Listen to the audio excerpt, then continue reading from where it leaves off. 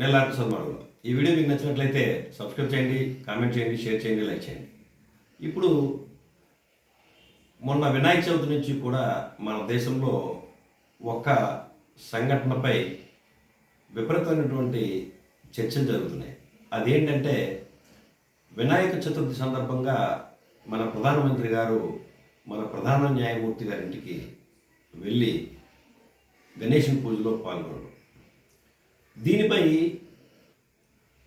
ఈ బీజేపీపై, మోడీ గారిపై వ్యతిరేకత ఉన్నటువంటి రాజకీయ నాయకులు, అలాగే కొంతమంది న్యాయవాదులు, కొంతమంది మేధావులు అని చెప్పబడేవారు కూడా రకరకాల కామెంట్లు చేస్తున్నారు.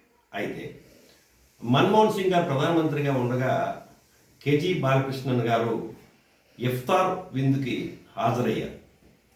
ఆ రోజు ఇప్పుడు ఎవరైతే ప్రధానమంత్రి మోడీ గారు మన ప్రధాన న్యాయమూర్తి గారి ఇంటికి వెళ్ళడం తప్పు అని చెప్తున్నారో వాళ్ళు ఆ రోజు నోరు మెదపలేదు, కనీసం ఎటువంటి స్పందన లేదు.